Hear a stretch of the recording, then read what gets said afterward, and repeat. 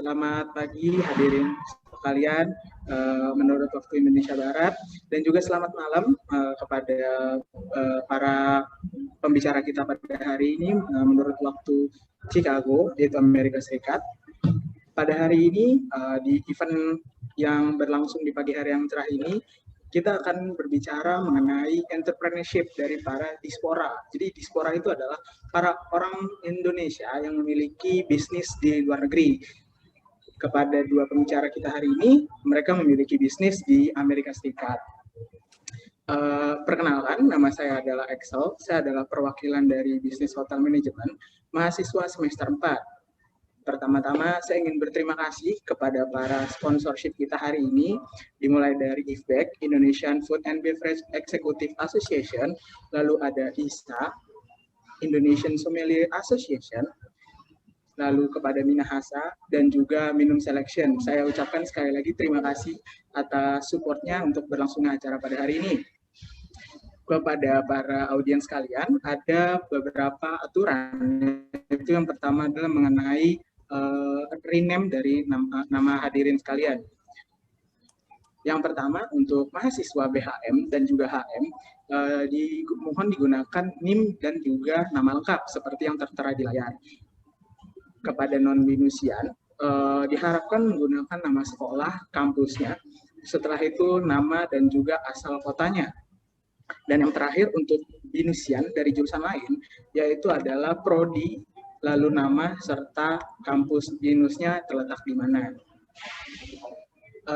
Saya ingin menyapa nih kepada para moderator kita dan juga para pembicara kita hari ini. Selamat pagi Bapak Ibu sekalian. Selamat pagi, Axel. Selamat pagi. Selamat pagi Jakarta, Sehat-sehat, Indonesia. Selamat malam, Chicago. Sehat-sehat kan ya Bapak Ibu sekalian? Alhamdulillah sehat. Sehat. Oke, selanjutnya acara akan dilanjutkan oleh moderator kita pada hari ini, yaitu Bapak Agung Gita Subakti dan juga Ganang Aditya Prakoso. Kepada Bapak-Bapak dipersilahkan. Oke, baik. Terima kasih, Axel.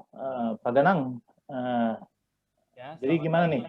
Jadi hari ini saya dan Pak Ganang kita akan menjadi moderator untuk acara ini. Mungkin Pak Ganang boleh share mengenai rules and regulation ya Pak ya, sebelum kita mulai di acara berikutnya. Silakan Pak Ganang. Terima kasih, Seragung. Selamat pagi Bapak Ibu sekalian, Prof. Idris selaku Director Kampus kita. Hari ini kita akan berbincang ya, jadi nggak serius ya, atau yang benar-benar kita berbicara mengenai perkuliahan gitu.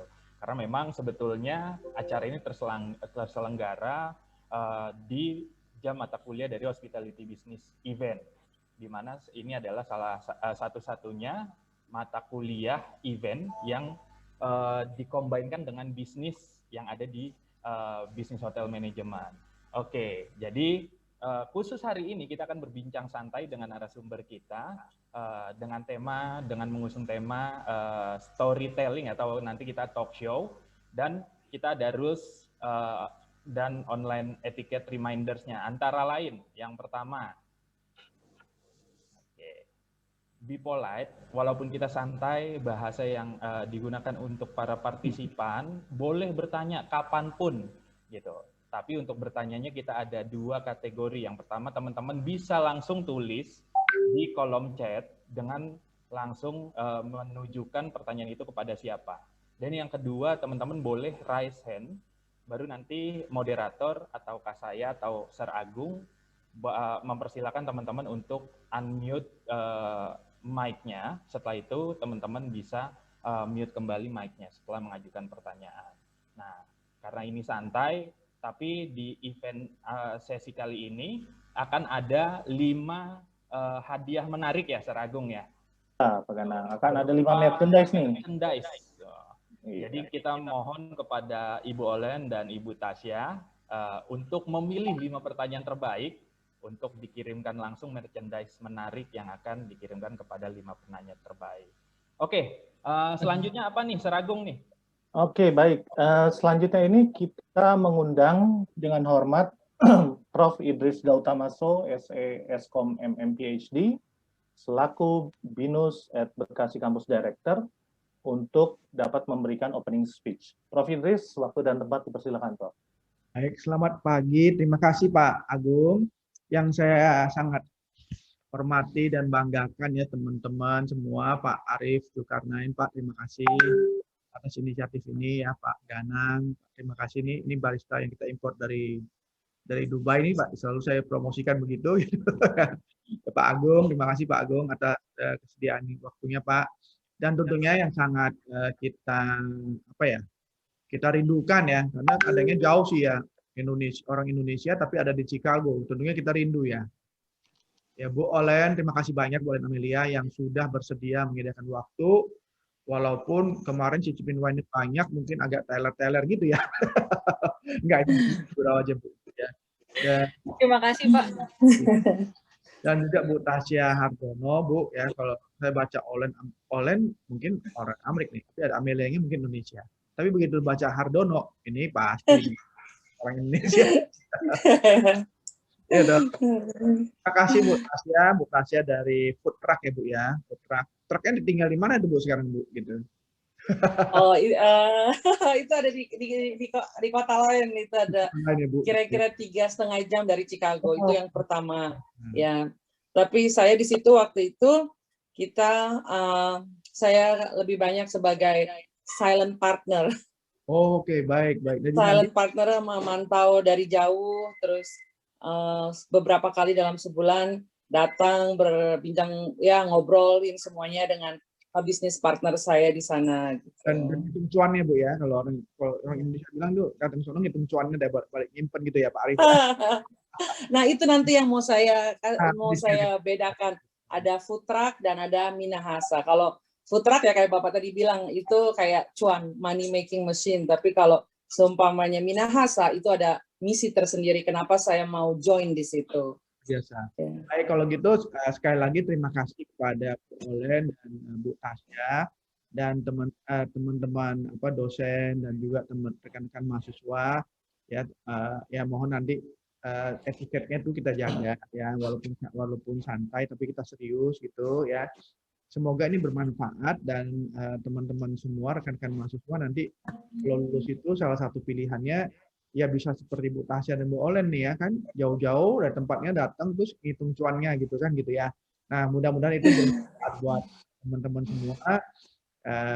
Kalau dosen ngomong kepanjangan Bu nanti Bu ya, karena saya dosen kan gitu ya. Jadi itu dulu saya harus stop sampai di situ. Sekali lagi terima kasih kepada panitia yang sudah capek-capek gitu.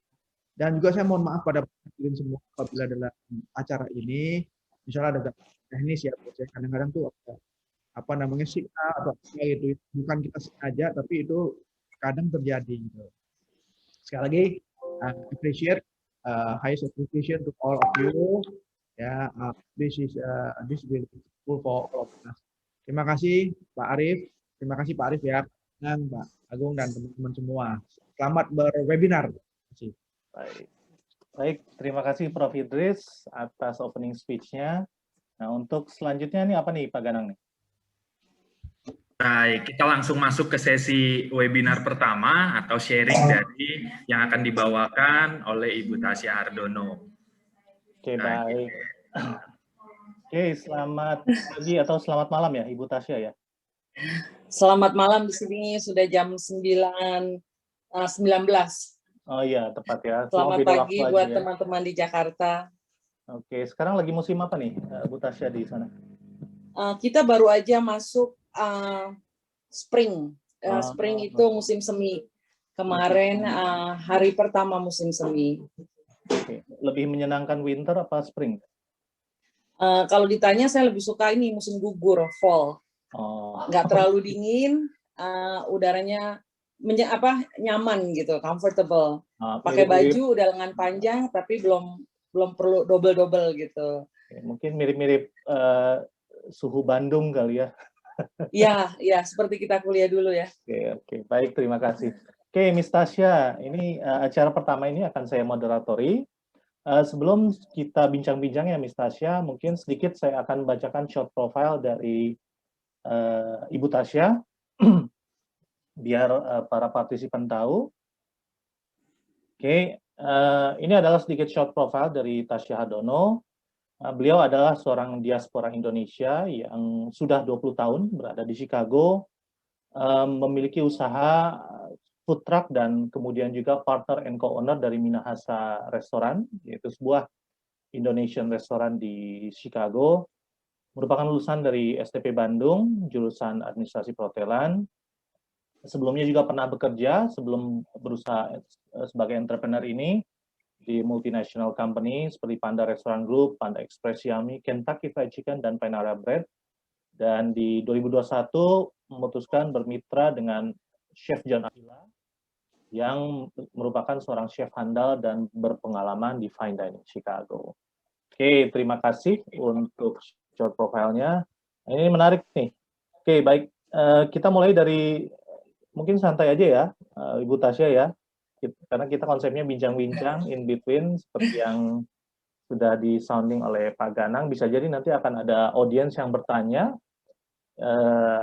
itu juga akan disampaikan ya di sela-sela kita berbincang. Oke, yang pertama mungkin boleh di-share nggak nih, Miss Tasya, awal berangkat ke Amerika itu kapan ya? Silakan. Itu saya berangkat datang ke sini bersama dengan ibu saya. Itu ketika saya sudah menyelesaikan tugas akhir saya, skripsi saya. Setelah itu kami datang ke sini berdua dengan ibu saya.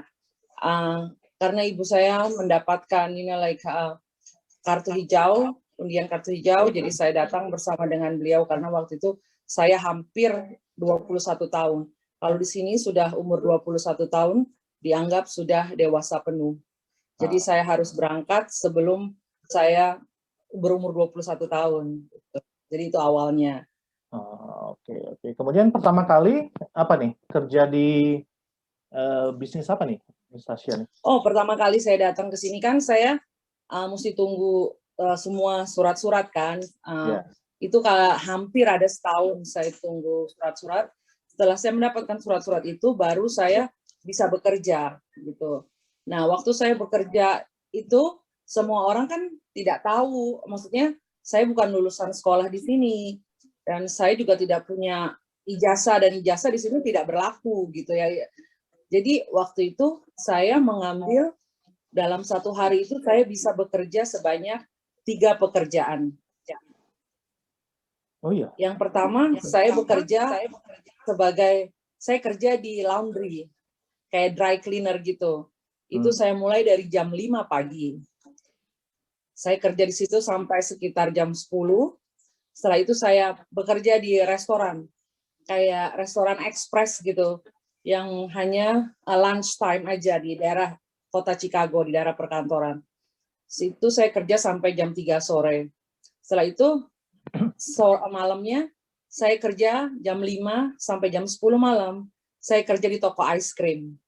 Dulu ada toko ice cream di downtown Chicago. Jadi dulu saya itu pulang, saya pergi kerja masih gelap, pulang sudah gelap. Oke. Gitu. Tapi waktu saya melakukannya itu, saya sadar memang saya pendatang di sini. Saya ijazah pendidikan yang saya dapat itu orang-orang sepertinya tidak, bukannya tidak menghargai. Orang-orang tidak, yang penting kamu bisa kerja. Saya nggak peduli pendidikan kamu apa gitu, kerja, show it gitu loh. Kalau kamu bisa kerja itu aja gitu. Jadi itu awal pertamanya gitu. Oke, jadi tapi untuk mendapatkan pekerjaan itu mudah ya, maksudnya in terms of pekerjaan seperti ini kan ada 3 part-time job nih, kalau yang saya pahami ya.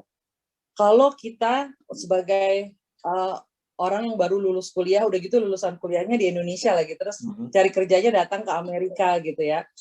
Kita itu dan mencari pekerjaan yang pertama.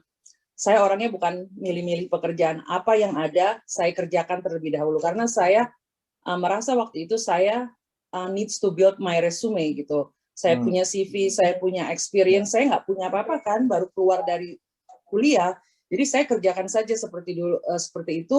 Tapi di dalam setiap saya melakukan pekerjaan, saya show itu to my boss gitu ya, to my supervisor, to my manager gitu. Karena di sini orang itu bekerja tidak berdasarkan kamu IPK-nya berapa, tidak berdasarkan itu. Kamu punya ijazah dari sekolah ini, sekolah itu, kamu lulusan jurusan ini, jurusan itu. Tidak. Mereka melihat bagaimana kompetensi kamu untuk bekerja, bagaimana kamu punya work ethic, bagaimana kamu mempunyai skill. Itu yang, dan orang akan memberikan kamu tanggung jawab, lebih mempercayai kepada kamu job description yang lebih lagi. Di situ you build your career one step at a time. Sampai pada saatnya saya itu tidak sampai 1 tahun, saya bisa hanya bekerja di satu tempat saja gitu. Karena mereka mungkin melihat gitu ya bagaimana saya bekerja, terus mereka mempercayakan lebih. Saat kita dipercayakan lebih, tanggung jawab yang lebih, yang ada di pikiran saya saat itu bukan, oh kamu mau take advantage on me, kamu bayar saya segini tapi kamu nyuruh saya ini itu. Saya tidak punya pikiran seperti itu. Oh, orang itu mempercayakan kepada saya untuk melakukan hal yang lain, berarti dia melihat bahwa saya bisa. Dan itu saya mempunyai pemikiran yang seperti itu. Jadi kalau supervisor saya, bos saya, ataupun mungkin mereka pada awalnya, kasihin aja Kak, ke orang ini, dia mau kok kerjain gitu. Nggak apa-apa, saya kerjakan gitu. Tapi ternyata hal yang saya lakukan itu justru membantu saya untuk membuat karir saya, pekerjaan saya menjadi lebih baik. Sampai akhirnya tidak sampai 1 tahun, saya bisa hidup dengan dari satu pekerjaan saja menjadi full time. Seperti itu. Oke. Jadi dari 3 part-time job sampai full-time job gitu ya, satu pekerjaan. Nah ini meniti karirnya nih kalau saya lihat ada KFC, ada Panda Express dan lain-lain. Ini sampai nih, kalau boleh tahu nih, Bu Tasya nih. Waktu saya mulai, ya. Silakan. Waktu saya pertama saya mulai di Panda Express, itu setelah, tadi kan dari 3 ya, saya cerita dari 3, dan 1 itu, salah satunya yang akhirnya yang memberikan saya tanggung jawab lebih, itu adalah di yang Lunch Express itu. Nah, waktu saya di Lunch Express itu saya 2,5 tahun. Dan setelah itu, saya juga memikirkan, masa sih saya mau di sini terus, saya mau coba pergi ke itu yang saya bekerja tadi itu adalah small company gitu ya, kayak mereka mempunyai hanya 5 location di downtown Chicago. Nah setelah itu saya berpikir, ini saya nih cuma bisa sampai sini aja nih 2,5 tahun. Setelah itu saya sudah deal dengan ownernya langsung. Jadi saya bilang saya sudah mentok, saya mau cari lagi gitu yang bisa jenjang karirnya lebih bagus. Dan akhirnya saya apply ke Panda Express. Di Panda Express itu saya memulai dari assistant manager. Saya sudah bisa memulai dari assistant manager. Saya tidak lagi memulai dari yang entry level. Begitu saya sampai assistant manager, jadi general manager, multi unit manager. Waktu multi unit manager itu saya punya bertanggung jawab terhadap 4 location.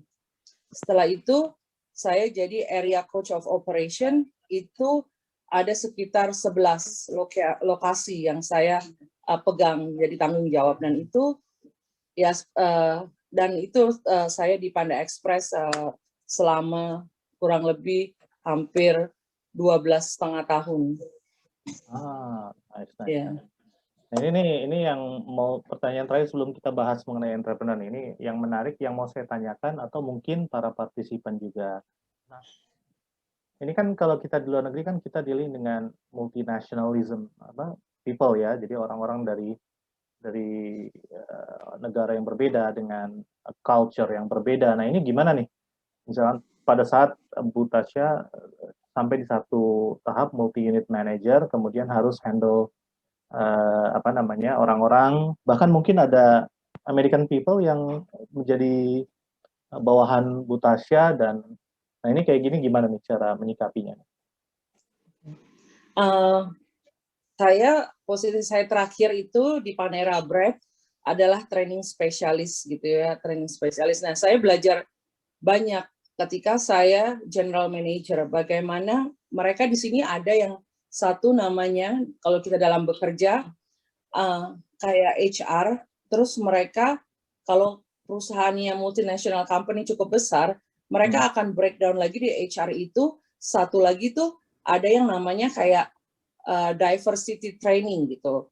Jadi manager level manager ke atas, level GM ke atas, kita dikasih yang namanya cultural training diversity. Jadi bagaimana kita melihat orang lain yang kita deal gitu, entah itu sesama coworkers atau customer kita, guest kita, terus vendors kita, itu kita melihatnya seperti semuanya itu sama gitu. Jadi kita tidak bisa membedakan, oh karena mereka warna kulitnya lain, karena mereka rambutnya lain, karena mereka ngomong dengan aksen. Saya ngomong dengan aksen yang heavy. Saya sudah 20 tahun tinggal di Amerika.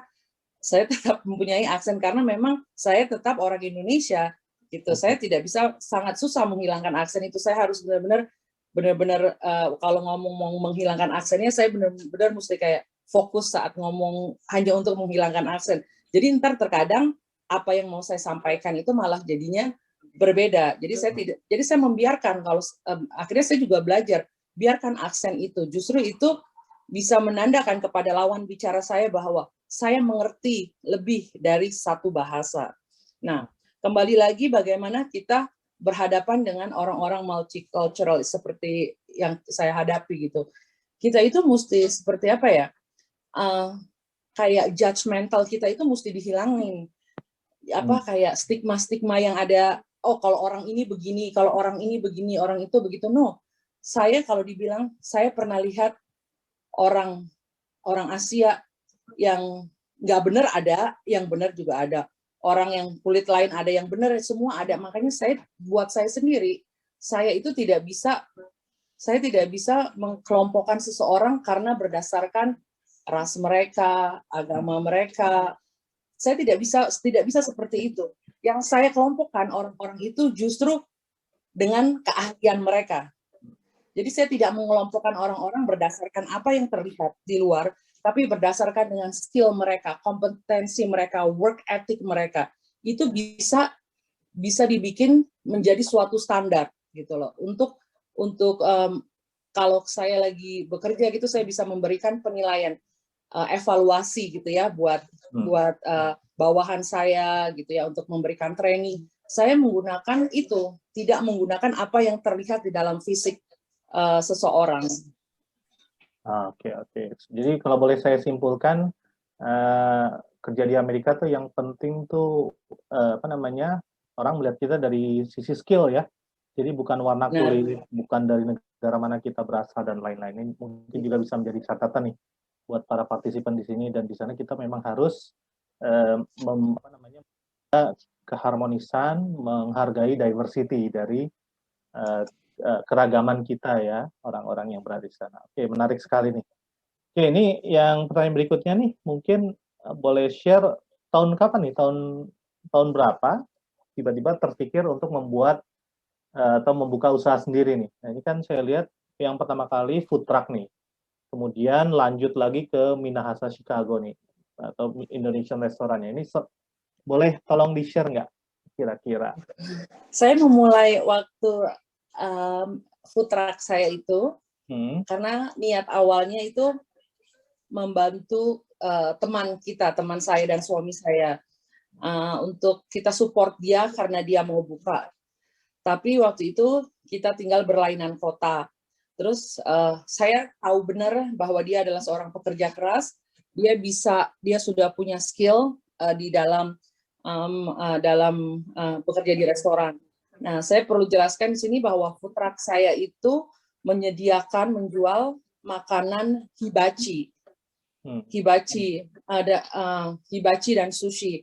Tapi karena lokasinya itu di kota kecil yang jaraknya itu 3,5 jam dari Chicago, kita itu di sana tidak bisa, dan kebanyakan itu orang Amerika, orang kulit putih, orang kulit hitam, ada beberapa orang Asia juga, tapi memang yang heavy on white Caucasian sama orang African American itu dia emang banyak di kota itu. Jadi saya tidak bisa menjual sushi yang mentah gitu. Jadi saya sushi saya itu yang masak gitu, yang udah dimasak, yang udah matang terus tinggal digulung saja gitu. itu yang kita kombinasikan. Dan hibachinya itu juga semuanya matang lah gitu masakannya gitu kan, tidak ada yang pokoknya tidak bisa kasih yang raw gitu, itu nggak bisa. Nah teman saya yang kita ajak ini, dia itu sudah sangat experience bekerja di restoran hibachi. Nah, kenapa dia mempunyai ide untuk membuka restoran hibachi itu? Karena dia itu mau menjangkau orang-orang yang mau makan hibachi itu lumayan expensive, lumayan agak sedikit mahal. Tapi kalau kita udahlah kita cut off show-nya aja, karena hibachi itu kan suka pakai show kan, makanan dilempar apa segala. Kita cut itu, kita bikin express style. We'll see how these people will like it gitu. Terus kita bisa jangkau juga orang-orang yang tadinya ragu untuk pergi ke hibachi, mereka juga bisa menikmati hibachi. Jadi itu kira-kira sekarang itu udah 4 tahun yang lalu ya. 4 tahun yang lalu gitu. Alright, nice. Nah ini sedikit mengenai food truck. Nah untuk berikutnya sebelum kita lanjut membahas mengenai Minahasa nih, ada beberapa video yang akan diputarkan oleh tim. Silahkan.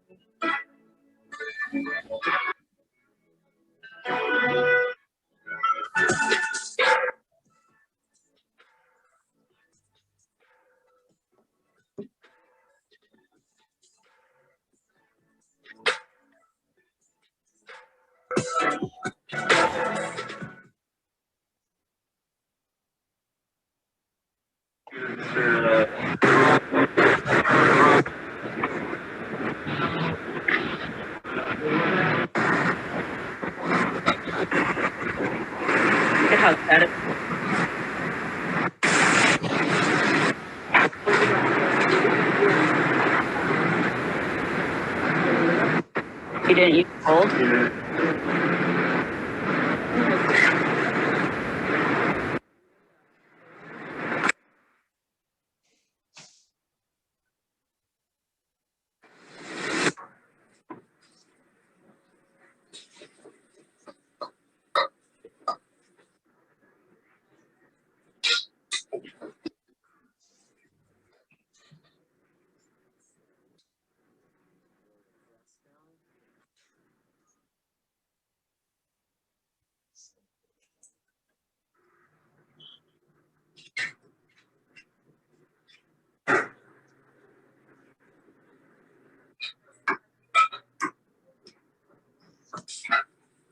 Nggak pakai sarung tangan.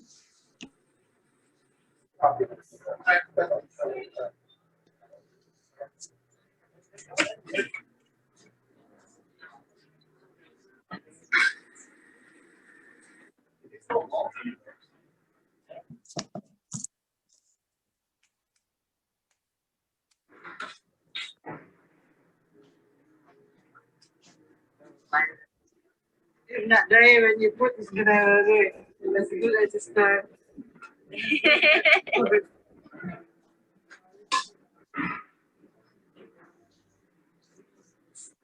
But he did.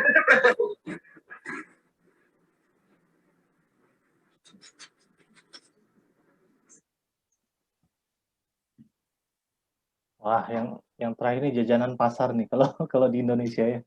Menarik sekali. Itu balapisnya orang Manado katanya.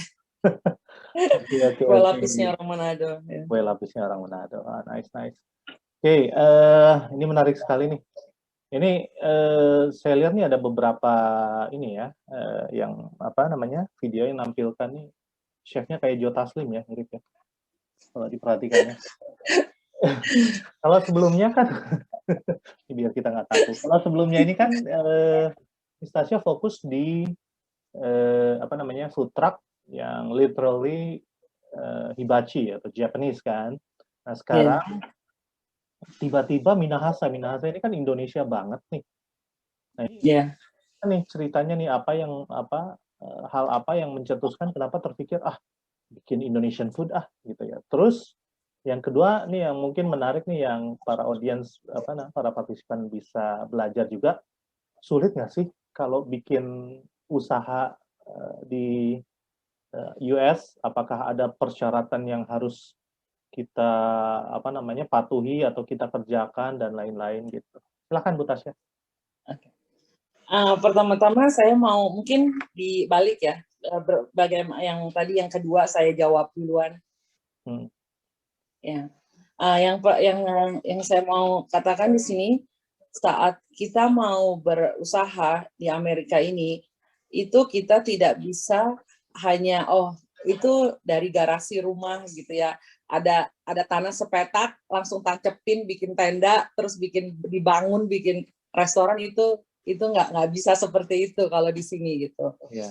Jadi itu dia dimulai dari pertama kali sebelum kita seumpamanya saya nih mau terjun langsung masak gitu ya, saya jadi tukang masaknya sekaligus saya punya restoran ini ya ceritanya.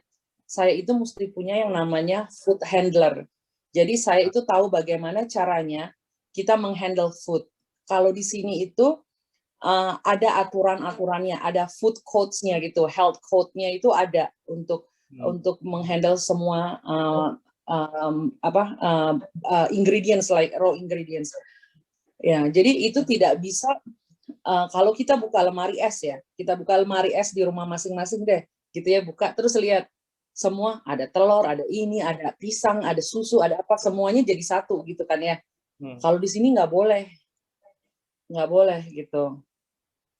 Jadi ada aturannya, yang ditaruh di paling atas itu apa, yang ditaruh di yang tengah-tengah apa, yang taruh paling bawah apa, seperti itu.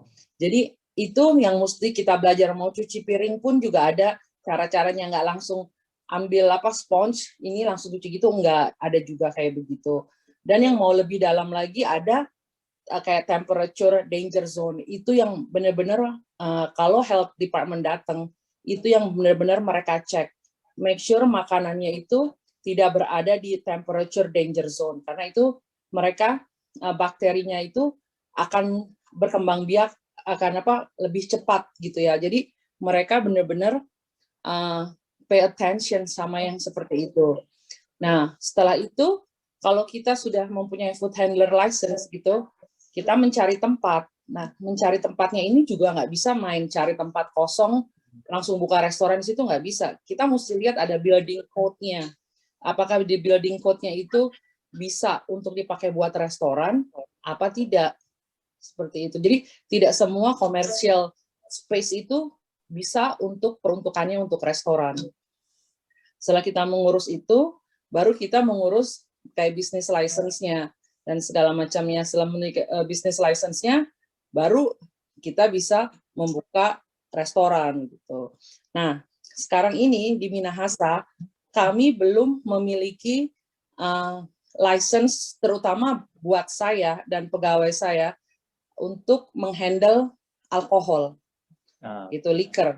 Nah, saya berbicara dengan Olen beberapa minggu, sudah 1 bulan ini, saya bilang saya lagi mau ambil sertifikat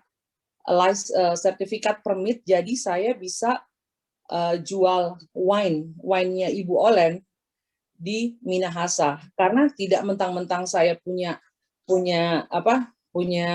restoran, saya punya liquor license, tapi juga untuk orang yang handle-nya itu juga mesti punya sertifikat, punya license-nya untuk menuangkan wine, bir ke dalam gelas dan untuk di-serve ke customer. Jadi tidak semudah, saya sudah punya izin buat jualan alkohol, tinggal jual aja begitu. Tidak. Yang melayani gitu ya, memberikan minumannya juga harus memiliki license gitu. Oke, paham. Jadi ini kalau kita boleh saya simpulkan, untuk untuk membangun usaha juga banyak lisensi ya. Tadi saya dengar ada food handler certification dan lain-lain, dan untuk yang servingnya pun harus tercertified gitu ya. Jadi benar, benar. Sekarang even di Chicago sekira-kira 2 tahun yang lalu itu lebih ketat.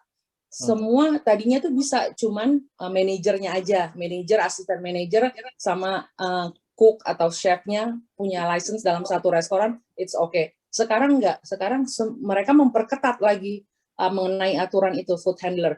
Semua orang, semua pegawai yang secara tidak langsung memegang makanan gitu ya, maksudnya berhubungan tangannya, of course pakai glove, pakai tong gitu ya, mereka harus mendapatkan food license, harus punya food license, food handler itu. Jadi walaupun kamu hanya kasir gitu ya, kasir di gas station, tapi gas station kamu jual kayak hot dog gitu ya, you still have to have that gitu. Jadi sekarang di kota Chicago ini 2-3 tahun terakhir ini memang sangat ketat gitu. Semua orang yang come in contact with food mesti ada food handler license gitu. Oke, nice, thank you. Wah, due to the time limit nih, mungkin ada satu pertanyaan lagi nih, Bu Tasya nih, sebelum kita move on to the next. Terkait pandemik nih, apakah ada perubahan terkait rules and regulation atau cara serving dan atau penanganan makanan di sana? Waktu pandemik itu pertama-tama di sini ya, restoran itu tutup, benar-benar tutup sama sekali, tidak boleh buka.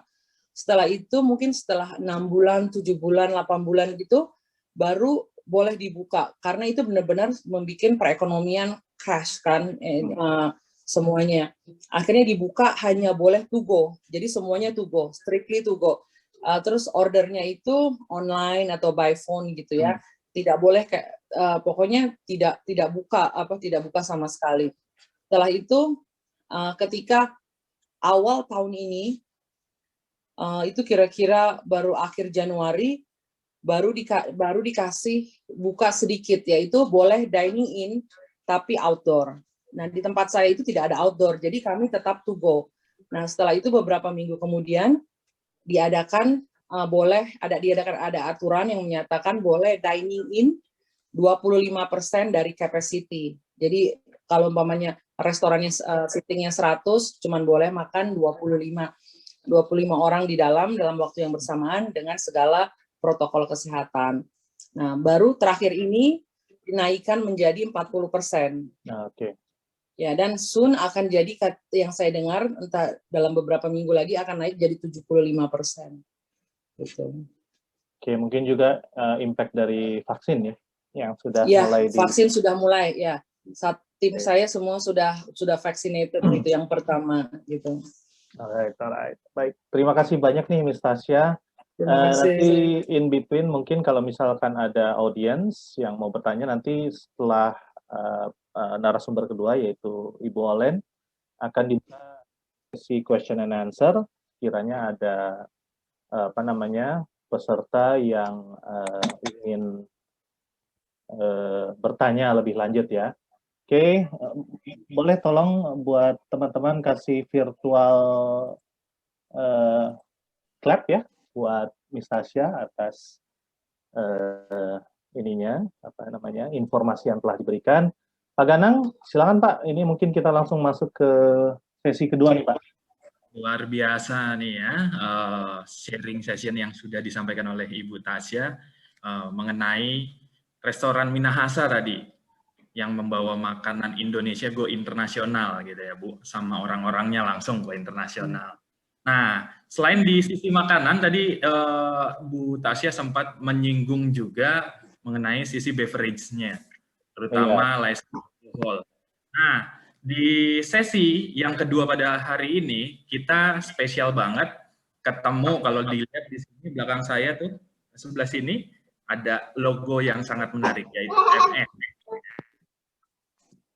Nah, kita langsung sambut aja Ibu Olen Amelia. Selamat pagi, Bu Olen, dan selamat malam waktu Chicago. Luar biasa ya. Terima kasih mau diganggu waktu istirahatnya nih untuk sharing bersama kami yang ada di ruang ini. Oke, baik. Terima kasih rekan-rekan. Tak kenal maka tak sayang kalau kata orang Indonesia, Bu. Masih ingat ya bahasa ini? Maaf Pak Ganang, kayaknya lagging audionya, bisa diulang? Suaranya nggak terputus tadi Pak Ganang. Oh, terputus, baik. Kita tadi saya bilang tak kenal maka tak sayang. Masih ingat nggak tuh Bu sama kata-kata itu? Mudah-mudahan. Masih dong, peribahasa. Oke, makanya kita mau mengenal lebih jauh Bu Olin supaya bisa sayang sama Minum Selection gitu ya. Baik, apa aja sih kegiatannya? Berikut adalah short profile yang akan ditampilkan. Ya, luar biasa ya di sini. Bu Olen Amelia ini biasa dipanggil siapa, Bu? Olen, ya. Oke, Bu Olen ya, biar Indonesia banget kita panggil. Oke. Gitu. Ini salah satu partner and co-owner dari Minum Selection and Natural Wines and Spirits in Chicago, USA ya. Co-founder Minum Selection that made wine with sustainability and organically. Oke, ini luar biasa ya Bu. Kenapa sih harus Minum Selection gitu ya? Nanti kita tanya-tanya lagi. Di sini ternyata yang luar biasa adalah Bu Olen ini adalah seorang desainer juga dan art director with 8+ years of experience in marketing and advertising. Ini kebetulan yang ada di room ini bukan anak-anak perhotelan semua nih Bu, ada anak desain juga. Jadi nanti bisa sharing juga dari segi desainnya. Lalu in creative industry, dan juga has collaborate with Coca-Cola, Dove, Target, and UPS. Nih brand-brand yang ternama nih. Baik, mungkin saya akan memutar sebuah video, Bu, gitu, mengenai wine yang sudah disiapkan oleh panitia tentang apa itu sih dunia perminuman gitu ya dalam bahasa awamnya. Berikut adalah videonya. You're going to love this because this is right up the alley that you are just traveling on. Take it away. So the pandemic, which has us spending a lot more time at home, has also led to the discovery of new hobbies, including the art of mixology. That's what I've been up to, Begno. To appreciate the complexity of a well-made cocktail, you have to go back in time to understand its roots. And as we discovered, those roots lie in medicine, mystery, and mischief. I know, I've got your attention. We visited a distillery in Brooklyn whose recipes draw from centuries-old tonics, including some that date back to the Black Plague. So this is where the magic happens. We met Fourth Ave Spirits co-founders Aaron Fox and Daniel Delannoy in their Brooklyn distillery, what they call their laboratory, where they test and produce a variety of botanical spirits. And over here, we've got infusions of peaches and ground cherries. Infusion is a word you hear a lot around here, as the duo experiments with fruits, berries, roots, plants, and flowers to create one-of-a-kind liquors and spirits. The idea to start those experiments came about 8 years ago over an after-dinner drink. Yeah, I was kind of like, well, and how are these things made? Well, I was kind of like, oh, I don't know. There's a lot of mystery around it, a lot of secrecy. So I said, you know, it'd be fun to experiment. And I jumped up from the table and was like, let's do it, let's do it. Tapi biasanya yang ini ya? Satu dong. Some of those mysteries, starting with understanding the history of herbal medicine's role in modern-day spirits. Amari and aperitif and these types of drinks were created by monks in the Middle Ages to go into what was then a pharmacy. This would be a cure-all for this would be a cure-all for that. In their modern-day medicine cabinet of spirits, an Amaro they call Marseille, the bitter liqueur is often used as a centerpiece of before and after dinner cocktails. The aperitif and the digestif are very specific. I think the interesting thing is that, you know, with the digestivo going from herbal medicine, going into culinary culture, is that it does help you digest physiologically. The aperitivo, the one you have before dinner, does the same. It'll make you hungry. It brings on the appetite. People would have been drinking it in Marseille specifically. Yeah, and in Toulouse as well, and not as an enjoyable thing, really, as a, you know, as a medicinal tonic. As a medicinal thing. Yeah, so it's later where, you know, in our case, we take out the vinegar and take out the garlic. Its recipe is rooted in medieval legend. As the bubonic plague ravaged France, 4 thieves who were believed to have concocted a cure for the disease were caught stealing from victims.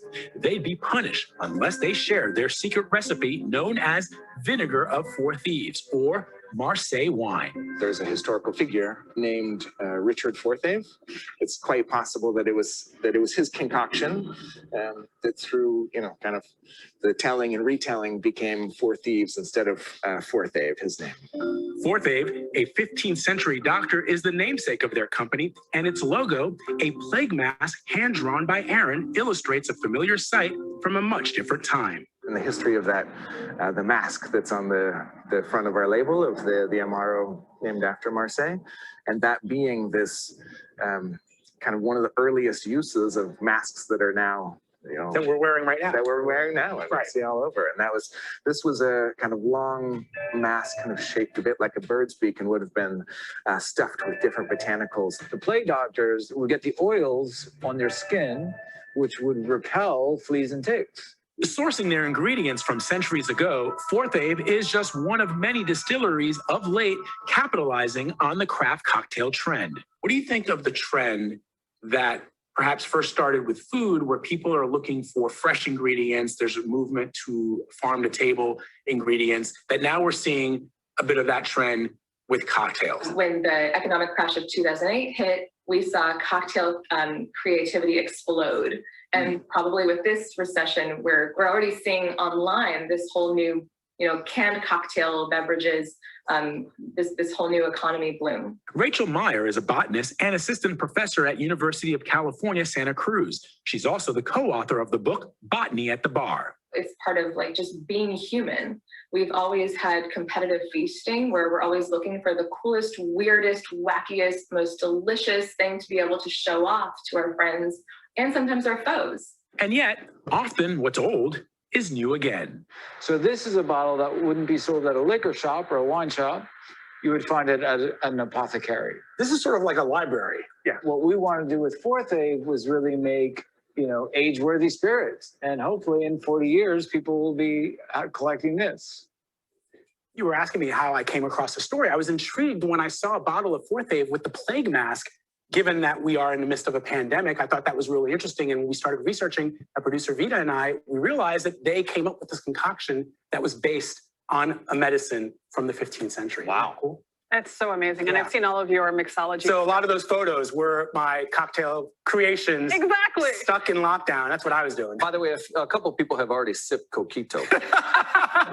Happy New Year, everybody. Happy New Year. Happy New Year indeed. Baik, luar biasa ya. Itu sedikit penjelasan mengenai minuman ya, Bu. Sebelum masuk ke situ, saya mungkin mau memulai dengan gimana sih ceritanya Bu Olen ini bisa sampai nyasar ya ke Chicago. Iya, jadi awal mulanya itu saya pindah ke Chicago, ke Amerika, kira-kira 12 tahun yang lalu, tahun 2009 tepatnya. Dan memang saya lulusan dari Art Institute Chicago, dan dari dulu saya memang tertarik di bidang kreatif ya. Jadi dari kecil memang suka menggambar, dan lama-kelamaan saya punya passion di bidang desain grafis atau visual communication ya. Dan sejak saat itu saya sangat terpukau dengan kota Chicago sendiri karena banyak hal-hal menarik. Kotanya banyak arsitektur yang bagus, yang terkenal, gedung-gedung, monumen, tapi banyak juga culture, kayak art culture gitu. Jadi banyak galeri, banyak seniman yang tinggal di sini. Jadi menurut saya itu sebuah kota yang sangat very interesting, dan banyak hal-hal yang membuat saya tuh tertarik untuk jadi tinggal di sini. Tadinya saya jadi turis tapi fall in love dengan lokasinya, Cinlok. Gitu. Lokasi ya Bu ya. Betul. Terus bisa lama-lama tuh menyasar ke dunia wine and spirit gitu Bu. Ya, jadi wine and spirit gitu. Betul. Jadi sebenarnya saya itu mulai perusahaan minum selections sejak tahun 2018. Jadi baru sekitar 3 tahun lah ya. Tapi sebelumnya saya tuh sama sekali saya tidak ada pengalaman di bidang wine and spirits. Jadi dari saya lulus sampai sekarang pun saya di bidang grafis desain grafis dan terutama di periklanan. Tapi kira-kira tahun 2017 saya melihat ada sebuah peluang gitu ya. Orang di Amerika suka makan, tapi banyak dari orang itu yang belum kurang paham tentang wine pairing gitu kan. Misalnya kita makan apa ya, spaghetti atau steak gitu, tapi belum tahu atau kurang paham apa yang harus di pairing dengan makanan itu. Jadi dan dulu tuh saya lebih jago makan daripada jago masak gitu ya, nggak kayak Bu Tasya gitu. Saya lebih suka jagonya tuh makan gitu. Tapi saya juga ada hobi mixology gitu ya, jadi mencampur-campur minuman beralkohol dan bukan untuk have fun doang gitu ya, tapi untuk pairing juga dengan makanannya. Dan lama-kelamaan jadi timbul sebuah ide gitu, bisa nggak sih kita coba distribusi minuman beralkohol, khususnya itu wine, dan lama-kelamaan bertumbuh jadi spirit juga ya. Dan saat awal mulanya itu kita cuman punya 6 produk dan sekarang kita sudah ada 300 lebih produk. Wow, 300 ya Bu ya. Itu wine and spirit atau wine aja Bu? Wine and spirit. Jadi yang baru kita saksikan di video itu termasuk spirit dan itu kira-kira kita mulai dari Agustus tahun lalu. Oke. Ini yang menarik adalah kalau saya lihat background Ibu nih, minum selection gitu. Kita tahu kata minum itu otentik banget dengan Indonesia kan gitu. Kenapa sih Bu berani memilih nama itu minum gitu? Yang mungkin di Chicago kurang familiar dengan itu gitu. Iya, itu good question banget Pak Ganam. Jadi saat pertama kali kita brainstorm ya tentang apa sih nama perusahaan kita gitu kan, karena kalau seperti restoran Indonesia misalnya, itu kan otentik gitu ya, Minahasa keren banget gitu, otentik Indonesian food. Tapi kalau minum selection itu kita nggak, kita tidak consumer facing gitu, karena di Amerika ada 3 lapisan untuk distribusi wine gitu ya. Jadi harus dari winemaker, lalu ke distributor, lalu ke consumer. Jadi kita nggak direct to consumer istilahnya. Tapi minum selection itu ada double meaning istilahnya gitu ya. Ada 2 arti. Pertama minum karena itu artinya drinking gitu ya untuk orang Indonesia. Dan yang kedua katanya itu mirip dengan kata minimal. Dan untuk orang Amerika itu gampang di pronounce dan gampang dipahami minimal gitu. Dan kenapa minimal?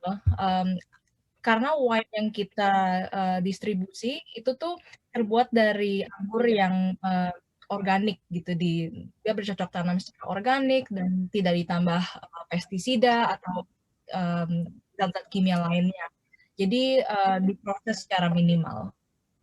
Oke, luar biasa ya. Walaupun sekarang udah maksimal ya, karena udah beratus varian dari wine dan spiritnya ya Bu ya. Oke, ini kita berbicara mengenai seorang entrepreneur di wine and spirit nih Bu. Awal mulanya itu passion atau panggilan atau gimana sih Bu bisa nyasar ke dunia beverages seperti ini Bu? Dua-duanya kayaknya, passion dan panggilan dan luck juga honestly. Jadi dulu tuh saya suka demen banget gitu makan kuliner kemana gitu kan, dan saya itu tuh setiap kali kuliner tuh pengennya tuh minum gitu loh, minum sesuatu nggak usah alkohol, maksudnya jus gitu atau soda yang rasanya itu tuh cocok dengan makanan gitu. Jadi awal mulanya itu sebenarnya dari pairing food and beverage, dan lama-kelamaan saya belajar tentang wine secara otodidak, secara sendiri, melalui buku-buku, internet, dan lain-lain. Dan lama-kelamaan jadi lebih tertarik lebih dalam gitu, di passion. Oke, falling in love ya setelah R&D. Nah, kita berbicara kalau terutama khususnya anak perhotelan kan itu ada pembelajarannya mengenai minuman alkohol dan alkoholik. Tapi Ibu dari yang background-nya ini art and design seperti itu, ini kan mungkin memang kalau kita lihat resource-nya itu ya dari bacaan yang tadi atau nonton segala macam. Itu prosesnya berapa lama sih Bu untuk menciptakan sebuah produk gitu, dari proses R&D sampai dia jual bisa dijual dalam bentuk. Nah, kalau di Amerika yang kayak tadi Ibu Tasya bilang, semuanya itu diregulate gitu ya. Jadi nggak bisa langsung, oh ada satu produk nih dan besok jual gitu kan. Jadi ada izin-izin khusus dan lisensi khusus yang kita harus planning gitu dari hari pertama. Jadi saat idenya itu saat ada panggilan, kira-kira aku research 6 bulan lah, 6 sampai 8 bulan, dan saat itu juga banyak traveling ya, jalan-jalan ke vineyard-nya, dan kita sourcing juga gitu kan, siapa yang paling cocok dengan portfolio kita gitu kan, dan apa yang cocok dengan selera kita juga. Jadi kira-kira sourcing-nya 6 sampai 8 bulan, dan proses untuk apply izin dan lisensi, aku bilang sih 6 bulan juga deh. Jadi kira-kira setahun ya proses dari permulaan kita ide sampai go live. Dari 2017 itu ya Bu ya? Ya. Go live di 2018, ini luar biasa. Nah kita berbicara kalau tadi kan Bu Tasya sempat mention di era pandemik ini, bisnis restoran itu lagi menurun drastis Bu. Ini kalau untuk minuman beralkohol sendiri gimana sih Bu bisnis trennya selama pandemi ini Bu? Ya, jadi kalau minuman beralkohol itu unik, aku bilang sih itu sangat unik di market Amerika, karena minumannya itu bisa di serve di restoran, tapi konsumer juga bisa beli secara langsung di toko-toko, di supermarket, atau yang paling ngetop yang lagi trending sekarang itu kita bisa delivery, jadi diantar langsung ke rumah. Dan menurut saya selama setahun ini di pandemi naik sih salesnya dan naik konsumsi alkohol dan makanannya juga sekalian. Karena kebanyakan orang seringnya di rumah gitu ya, jadi lebih praktis kalau beli minumannya langsung di toko atau di supermarket lalu langsung dibawa ke rumah atau delivery. Jadi lebih ke bisnis to consumer ya Bu ya, yang lebih. Iya, betul ya. Oke, nah terus kalau triknya dengan minum selection yang sudah ada dari 2018 ini nih Bu, kita tahu di sana mungkin ada pemain-pemain besar gitu.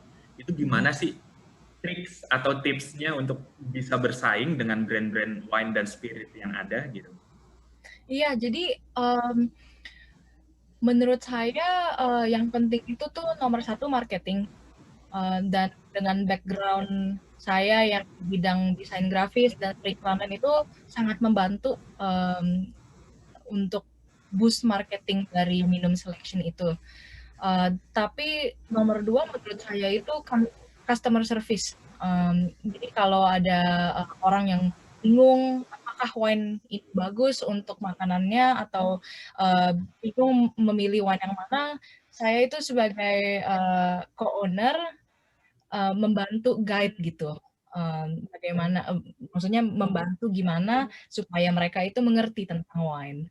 Jadi seperti edukator juga sih, seperti jembatan dari poin A ke poin B gitu. Oke, luar biasa. Ini banyak banget pertanyaan sebetulnya. Ini dimulai dari pas Bu Ellen tahu background-nya bukan dari perhotelan atau bukan dari food and beverage. Mulai nih yang lain pada nanya. Tapi tahan dulu, tahan. Kita ada sesinya nanti untuk tanya jawab karena kita mau tahu lebih dalam mengenai minum selection itu, Bu. Nah, tadi juga sempat ada yang menyinggung apa sih yang membuat minum selection berbeda dengan brand lain, Bu? Karena kita punya wine itu terbuat dari anggur yang organik, dan kebanyakan dari winemaker kita saat memproses anggur-anggur tersebut itu memakai tidak memakai zat kimia, dan prosesnya itu tuh minimal. Jadi for example ya, contohnya saat memetik anggur, kalau di winery-winery yang besar, yang sudah massive ya, itu tuh dia memetik pakai mesin. Sedangkan winemaker kita memetik pakai tangan. Karena anggur itu buah yang sangat sensitif gitu. Jadi karena kecil dan kulitnya itu tuh sangat tipis. Jadi kalau kita handle-nya dengan lembut pakai tangan, dan itu tuh dari sananya juga akan kerasa wine-nya itu lebih natural, dan karena kita tidak pakai zat-zat kimia atau coloring, ya kan, zat pewarna dan segala macam, wine-nya itu rasanya lebih alami dan lebih, istilahnya lebih honest gitu, lebih jujur istilahnya gitu. Dan final ya jadinya ya. Iya, betul Pak Gan. Dan memang harganya itu cenderung lebih mahal, lebih tinggi daripada wine biasa. Tapi kalau diperhatikan dari market behavior ya, consumer behavior, orang-orang secara umum, apalagi di Amerika itu sudah lama-kelamaan tuh lebih ke makanan organik gitu. Jadi kalau ke supermarket belanja makanan organik tuh justru lebih mahal gitu kan, karena memang nggak pakai bahan-bahan kimia atau zat-zat kimia gitu. Jadi labor-nya itu lebih intensif. Jadi dari secara consumer behavior, memang orang itu sudah menuju ke organic mindset ya. Jadi juga terreflek gitu, refleksi untuk minuman wine-nya juga. Jadi menurut saya organik. Uang yang ditangkap ya sama minum selection ya. Sebetulnya. Oke, tadi sebelum sesi ini sebetulnya kita sempat ngobrol sedikit ya Bu ya. Ini ada hal yang menarik yang saya mau angkat juga. Katanya dulu pernah jadi barista Bu ya? Ya, dulu pekerjaan job saya yang pertama itu jadi barista, Pak Ganang. Luar biasa. Bisa diceritain pengalamannya Bu, kenapa bisa nyasar jadi barista juga? Karena dulu aku kan dulu sebenarnya sebelum pindah ke Chicago, aku tuh di Seattle. Nah, di Seattle itu kan paling terkenal Starbucks ya. Jadi Starbucks itu aslinya awal mulanya dari Seattle. Jadi memang budaya di sana itu tuh orang semuanya ngopi. Orang muda, orang tua, anak-anak juga ngopi semuanya. Dan jadi banyak banget coffee shop, kafe-kafe gitu kan. Sama di Jakarta juga kafe jadi banyak sekali gitu ya. Orang nongkrong, ngopi. Jadi dulu saya tuh seneng kerja di tempat yang bisa ngobrol gitu, karena memang saya orangnya suka sosialisasi. Jadi teman saya kenalin gitu ke supervisornya, bilang, oh ada Ola ini tertarik dan dia part-time, mau jadi part-time barista gitu. Jadi nyasarnya ke kopi juga. Mulai dari yang non-alkoholik. Nah, kita berbicara kalau misalkan di Indonesia ini kan, kalau kita bilang perizinan untuk alkohol itu sangat sulit ya, gampang-gampang susah, tapi dibilang gampang ya susah juga gitu ya. Nah, kalau di US sendiri itu biasanya apa aja sih syarat dan perizinannya untuk membuka bisnis alkohol, Bu? Ya, tergantung sih Pak Ganang. Kalau saya itu kan distributor, jadi istilahnya saya tuh saya tidak membuat wine gitu dari bahan dasarnya. Saya distributor aja, jadi membeli wine dari winemaker, lalu saya distribusi di Chicago gitu. Tapi prosesnya itu lumayan sulit, lumayan istilahnya kompleks ya. Jadi yang kayak tadi saya bilang, ada 3 lapisan hukum, jadi nggak bisa langsung dari winemaker ke consumer, harus ada istilahnya orang tengahnya gitu ya. Jadi untuk mau apply itu harus punya gudang atau warehouse space, nggak usah punya sih, renting bisa ya, menyewa. Tapi itu izinnya dibanding orang yang winemaker itu lebih susah lagi kalau benar-benar membuat wine. Karena mereka perlu fasilitas yang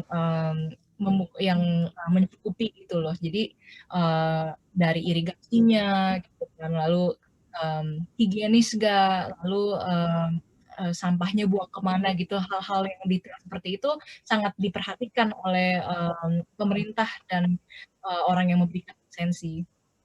Oh, ternyata agak susah juga ya Bu ya. Susah. Indikatornya ya.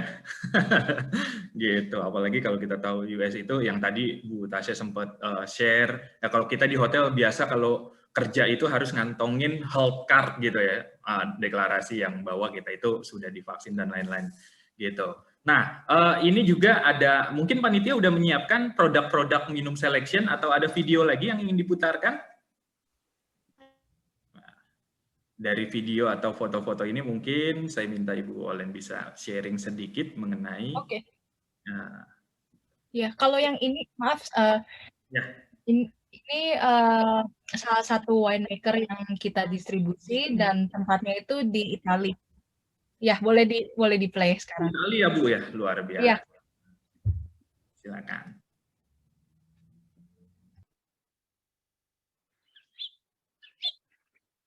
La produzione principalmente è incentrata su questo vitigno tipico dell'isola di Pantelleria che si coltiva da sempre, che è lo Chibibbo o Moscato Granissano. In passato si utilizzava principalmente per fare impazzire, quindi spesso quando si pensa allo Chibibbo si pensa al vino dolce, però ultimamente si fa anche questa produzione di vino Chibibbo secco, che è quella che poi oltre allo Chibibbo sull'isola si coltivano altre varietà che sono sempre coltivati, quali il catarratto e questo vitigno nero che si chiama Carbicone o Vignatello, con la quale il contadino si faceva il vino da casa, perché non si bibera principalmente l'uva dal Veneto, l'uva venduta come da tavola, ma appassita e poco vino.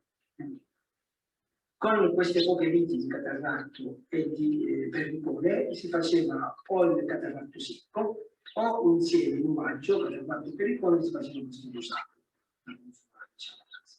Quindi ho ripreso un pochino queste abitudini che si facevano sull'isola, da lì ho tirato fuori questi altri vini che sono il catarratto rosso, che è un catarratto anch'esso macerato, e il clore, che è diciamo un vino rosato.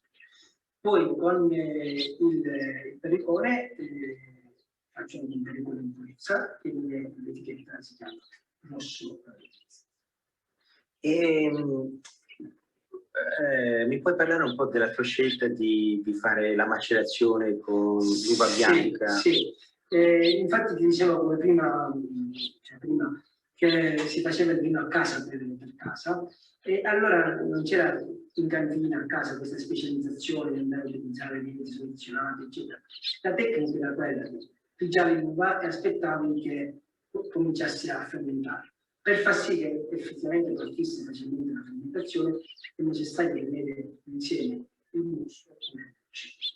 Poi a seconda diciamo, della teoria del contadino che effettuava questa trasformazione, c'è chi toglieva subito, dopo una notte appena partiva la fermentazione, o dopo 24 ore, toglieva le bucce, e chi invece le teneva un po' di più. Io tendevo sempre a tenere un po' di più, fino a che adesso le faccio finita di non finisce. Per me cioè, lo Zibibbo secco va fatto in questo modo. Capita tantissimo lo Zibibbo senza macerazione, sì. Però non ha questi slanci di profumi, di colore come quando si macera. E un'altra domanda, il Nerello Mascarese che non è normalmente usato su questi Il Nerello Mascarese è velocemente perché io sono stato anche parecchie volte sull'Elettra, ma questo Nerello Mascarese è il vitigno principe dell'Elettra. Ho visto un'assonanza altissima tra quel territorio e l'isola di Pantelleria. Il terreno è vulcanico, è identico, i muretti, molto simili.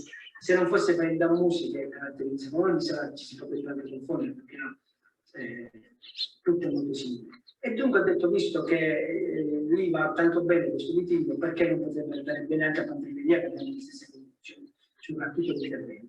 E ho voluto provare impiantando una piccola linea di Nerello Mascarese. E devo dire che sono stato fortunato nell'individuare il posto giusto dove mettere questo Nerello, perché effettivamente lì acquisisce, diciamo, una ricchezza di profumi, un bouquet raffinato, che credo sia dovuto al posto dove stanno piantando. Mi sembra che c'è un spirito abbastanza creativo.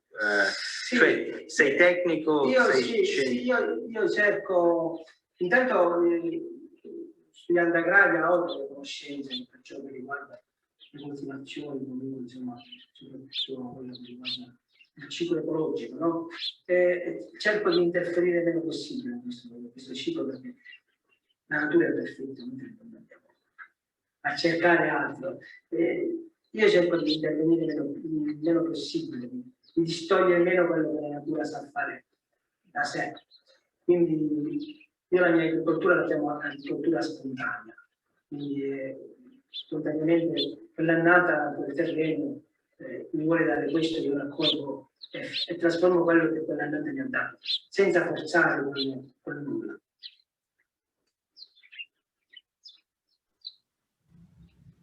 Oke, luar biasa ya Bu ya. Saya baru tahu ternyata dari Italia ini Bu ya. Sampai bisa ke US. Nah ini banyak yang DM saya Bu, ya kan dari Italia ke US. Bisa nggak sih di shipping ke Indonesia Bu?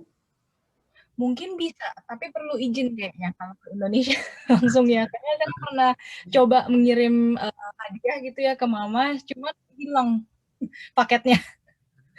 Ini banyak yang DM. Anyway, di sini ada perwakilan dari ISA juga, Indonesian Sommelier Association, dan teman-teman dari IFBEC, Indonesian Food and Beverage Executive Association. Mungkin nanti di closing conclusion bisa dijelasin juga mengenai permitnya. Jadi kalau udah bisa masuk ke Indonesia kan luar biasa Bu. Nanti di bisnis hotel management kita pajang tuh wine-nya Bu. Wine-nya di Singapura udah sampai itu. Oh udah ya Bu. Udah Oke. Luar biasa. Jadi pertanyaannya bisa gitu, tapi tinggal waktunya aja kapan ya Bu ya. Tinggal dibuktikannya dikit, dia akan masuk ke Indonesia gitu. Ya, doain deh. Biasa. Oke, ini time limiter Bu, udah diingetin juga sama panitia. Kita akan masuk ke sesi tanya jawab nih. Ini Bu Tasya sama Bu Olen bakal ini nih lebih sibuk dari kita moderatornya nih kayaknya nih. Banyak pertanyaan yang bertumpuk. Baik, Sir Agung, mungkin pertanyaan pertama. Baik, ini saya harus cek lagi. Wah, banyak ya pertanyaannya ya. Sebelumnya saya minta virtual clap dulu dong. Tepuk tangan dulu. Yang udah mau sharing sama kita. Membawa kita dari Chicago ke Italia, terus sekarang balik lagi ke Indonesia.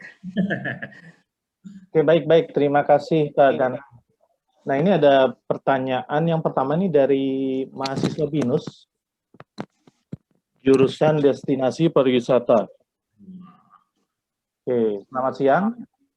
Saya ingin bertanya sama Bu Tasya, apakah ada kesulitan yang Ibu alami dalam penjualan makanan Indonesia di Chicago? Yang pada dasarnya masyarakat di sana tidak familiar dengan masakan Indonesia. Dari kesulitan tersebut, apa solusi yang Ibu lakukan untuk mengatasinya? Silakan Bu Tasya. Terima kasih Pak Agung. Ini sekalian tadi menjawab pertanyaan Bapak yang pertama kali itu yang soal Minahasa yang belum tadi sempat saya jelaskan lebih lanjut. Jadi kira-kira kita kembali ke tahun 2019 ya. Waktu itu saya memiliki idea dan memiliki keinginan bahwa saya ingin mempunyai bisnis makanan Indonesia karena saya selalu bekerja saya dari hotel school, lulusan hotel, bekerja selalu di restoran. Jadi waktu itu saya sudah bekerja selama hampir 18 tahun, 18-19 tahun. Saya pikir saya pengen punya bisnis usaha sendiri, tapi saya maunya bisnis makanan karena saya mengerti banget tentang bisnis makanan. Tapi sekarang saya mau tentukan siapa segmen market saya. Apakah mau orang Indonesia yang tinggal di Chicago atau masyarakat Chicago, Americans dari berbagai macam golongan. Nah, setelah itu saya berpikir, kalau saya mau punya seperti itu, saya butuh seorang partner yang bisa masak, gitu ya. Bisa masak masakan Indonesia, tetapi bisa diterima oleh taste bud-nya orang Amerika. Jadi saya harus mencari seseorang yang bisa mentranslate rasa masakan di Indonesia kepada audiens market saya di sini. Kan nggak mungkin saya suruh saya masak balado gitu ya, beef rendang yang pedesnya, aduh, meremelek terus dikasihin ke bule-bule di sini. Bisa mulus-mulus mereka kan. Terus saya harus cari itu siapa orang yang bisa translate gitu. Nah, di Chicago ini banyak sekali ada beberapa orang yang mempunyai usaha bisnis catering rumahan. Mereka memasak dari rumah, dari kitchen di rumah mereka dengan masakan resep asli Indonesia, dan dijualkan ke orang Indonesia juga. Tapi bukan seperti itu yang saya mau. Saya mau mencari berpartner dengan seseorang yang profesional, mempunyai culinary background, sudah mempunyai pengalaman bekerja di professional setting.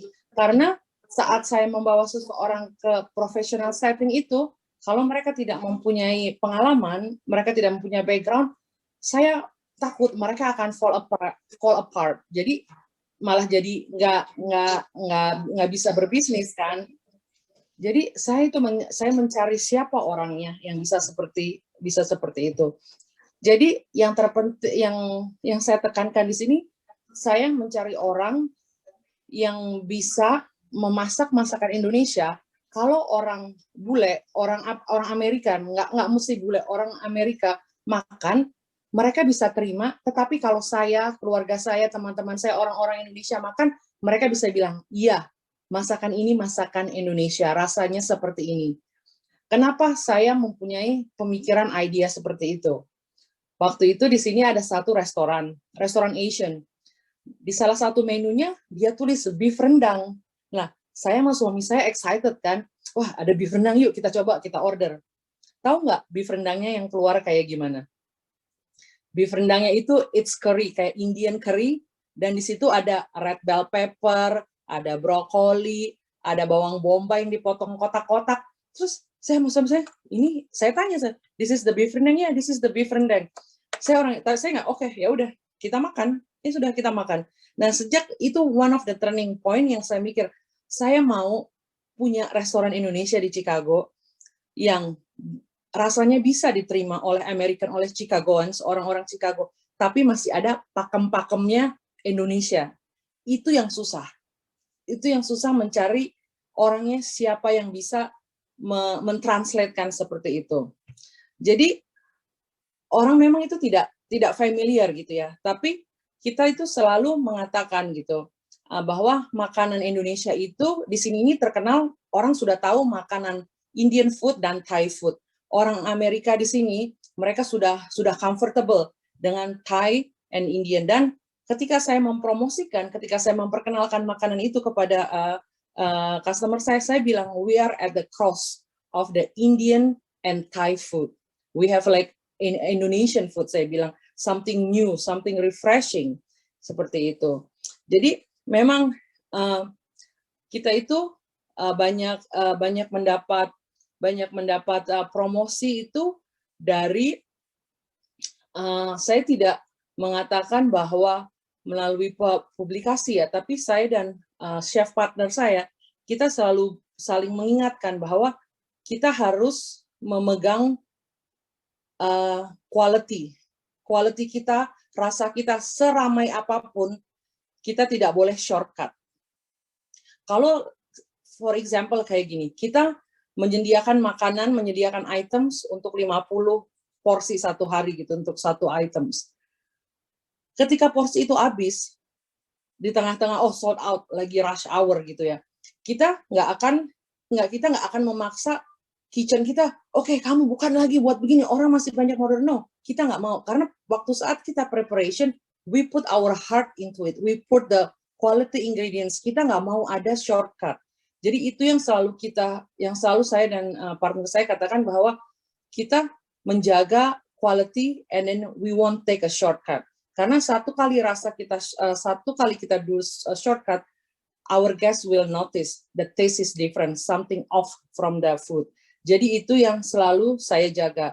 Dan again tadi seperti Ibu Olin juga bilang, bahwa memang benar customer kami itu, karena kita ada di downtown Chicago ya, mereka itu sudah beralih ke organic, natural gitu. Mereka sudah mau membayar lebih mahal untuk mendapatkan quality items gitu. Makanan yang quality, minuman yang quality, mereka sudah sudah bisa menerima itu. Jadi saya rasa kesulitannya itu adalah bukan kesulitannya itu hanya supaya kita tetap, buat saya gitu ya, supaya tidak greedy gitu loh. Tidak greedy meaning kalau once you greedy, you try to get everything and then do the shortcut, which is itu yang saya tidak mau. Saya selalu terangkan kepada diri saya bahwa saya selalu kayak meditate juga. Orang kan nggak boleh lupa diri gitu ya. Saya bilang bahwa saya ini mempunyai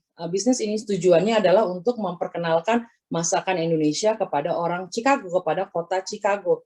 Jadi orang-orang itu tahu Indonesia melalui makanan. Jadi seperti itu. Oke, baik. Terima kasih, Bu Tasya. Ini juga mungkin menjawab pertanyaan yang kedua nih ya, terkait repeat customer. Jadi kalau tadi saya dapat simpulkan, mempertahankan kualitas ya, itu makanan termasuk salah satu juga untuk menjaga agar konsumen tetap datang kembali seperti itu. Oke, baik. Terima kasih. Ini Pak Ganang, silakan nih, ada pertanyaan nih untuk Miss Olen dari LSPR ya? Ya. London School of Public Relations. Betul. Ini jadi pertanyaan dari teman-teman LSPR. Selamat siang, saya ada pertanyaan. Apakah ada signature wine yang dimiliki oleh Minum Selections? Jika ada, apakah namanya dan mengapa disebut sebagai signature wine dari Minum Selection? Wah, ini ke Bu Olen nih langsung. Oh iya, thank you. Iya, jadi untuk signature wine sih specifically nggak ada yang satu gitu ya. Cuman kalau bisa disimpulkan kita salah satu yang spesial itu tuh yang namanya orange wine atau nama lainnya skin contact, dan saya nanti bisa type di sini. Dan itu konsepnya white wine, jadi anggur yang putih gitu ya atau yang hijau, tapi diolah atau diproses seperti red wine. Jadi nggak langsung kalau kita istilahnya ada anggur kita pencet gitu kan keluar jusnya ya, keluar cairan dari anggurnya tersebut. Tapi kalau untuk orange wine dia tuh anggurnya diistirahatkan sama kulitnya juga. Jadi warnanya itu tuh jadi orange atau jingga. Dan itu tuh lagi trending sekali di Amerika khususnya karena warnanya itu secara visual sangat indah gitu, warnanya orange gitu kan, apalagi kalau lagi musim panas atau musim semi, orang konsumen itu minum dengan dengan taste bud ya, tapi juga dengan visual secara mata kita tuh tertarik oleh hal-hal yang indah gitu. Jadi orange wine itu menurut saya salah satu signature kategori wine kategori di Minum Selections. Oke, luar biasa ya jawabannya, anak desain banget ya. Should be catchy gitu ya. Ya, dan apalagi yang istilahnya secara estetik itu kalau di Instagram gitu kelihatannya tuh sangat bagus gitu. Jadi secara estetik juga pengaruh. Oh, oke. Kebetulan di sini lagi booming juga tuh yang estetik gitu ya. Oke. Pak Agung, ini ada pertanyaan selanjutnya nih. Wah, dari dari computer science ini. Wah, canggih bener ini. Ini untuk dua pembicara nih, untuk Bu Tasya dan Bu Olen. Saya Belinda dari computer science ingin bertanya bagaimana berbisnis dengan menyesuaikan gaya hidup masyarakat Amerika, dan apakah konsumen Amerika lebih mementingkan harga murah atau quality gitu ya. Jadi kualitas atau price. Nah, itu silakan dijawab. Mungkin Miss Tasya dulu, dilanjutkan dengan Miss Olen, silakan. Oke, terima kasih.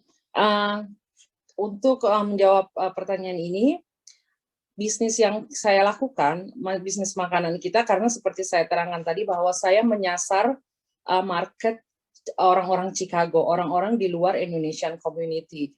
Jadi tadi saya juga sudah terangkan bahwa kita itu memang towards the quality ingredients, the fresh ingredients, seperti itu.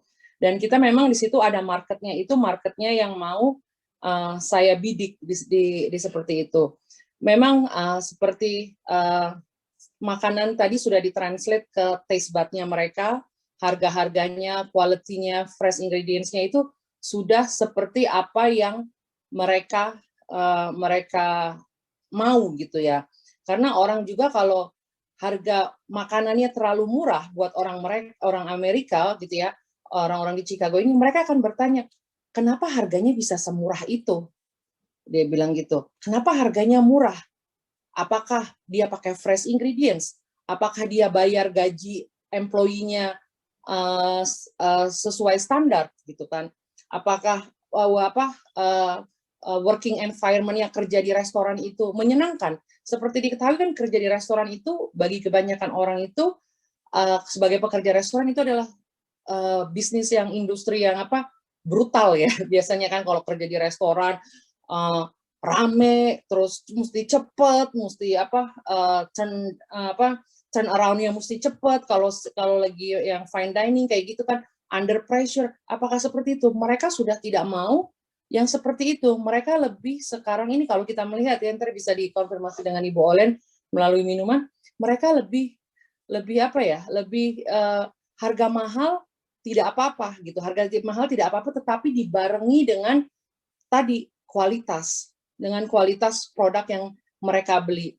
Nah, hal ini juga yang menjadi pegangan saya selalu ketika saya memulai bisnis ini, saya mendapat masukan. Dan saya sudah, ini juga dari 2 alumni tempat saya berkuliah. Mereka itu adalah mentor yang saya benar-benar I look up to them. Yang pertama itu ada namanya Chef Yono Purnomo. Dia itu sudah sangat sukses, punya fine dining di upstate New York. Dia begitu tahu saya akan memulai bisnis ini, di minggu pertama saya memulai bisnis ini, saya mendapat telepon dari dia. Saya tahu dia alumni sekolah saya. Dia lulusan tahun 80-an, saya lulusan tahun 90-an.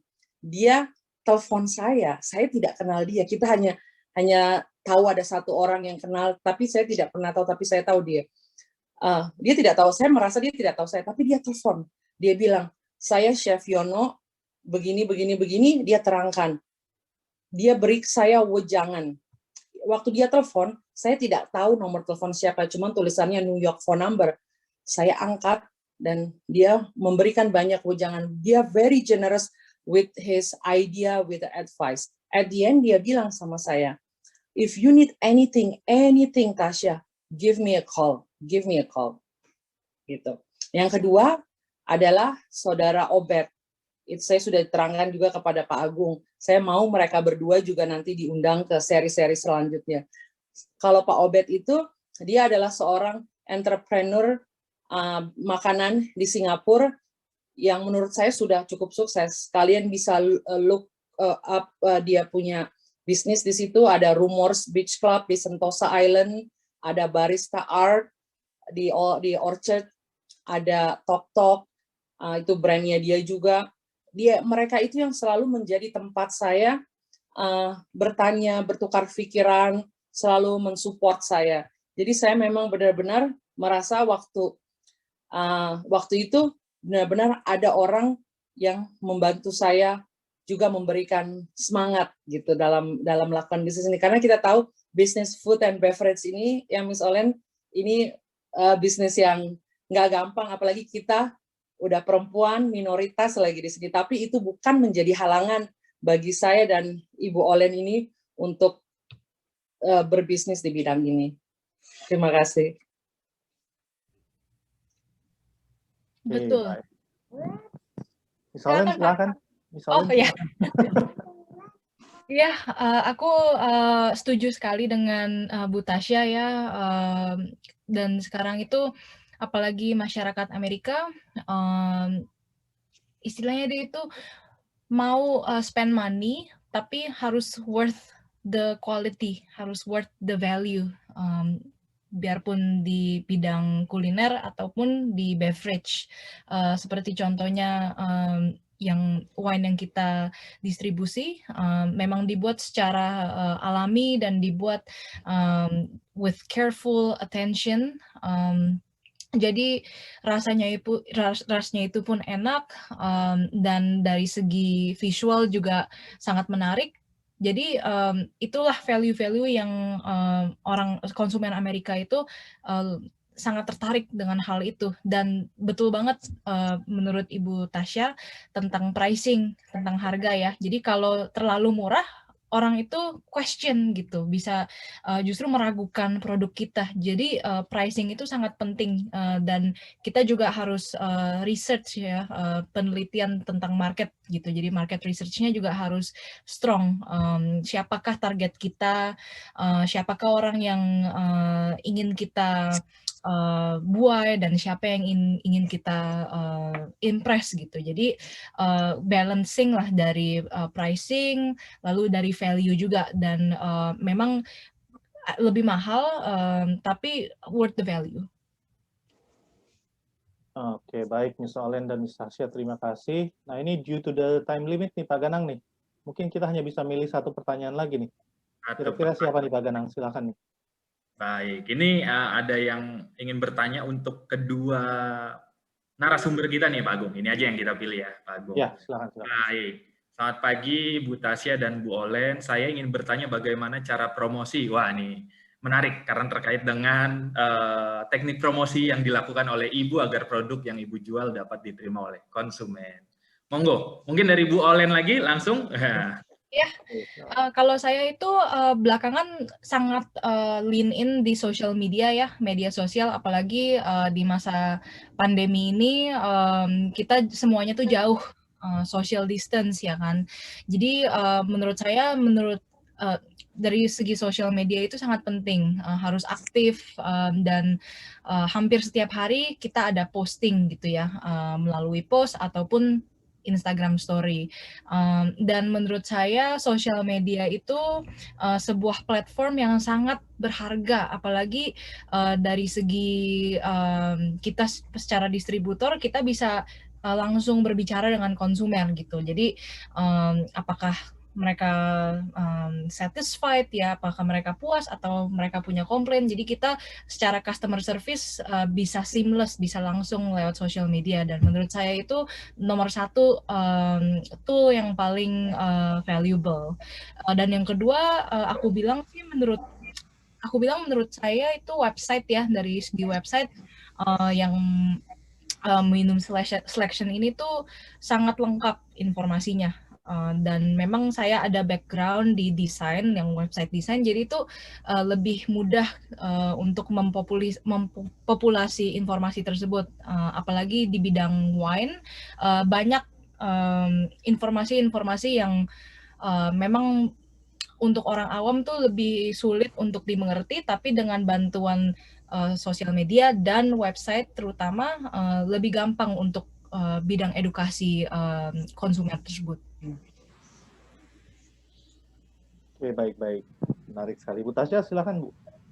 Ya, benar tadi yang seperti dibilang Bu Olin ya, Bu Olen, itu memang lewat sosial media, sampai saya aja itu harus memberikan lebih gitu ya dalam hal kompensasi kepada salah satu front of the house saya. Jadi saya kasih kompensasi lebih, dan dia setiap hari itu posting di Instagram, di Facebook.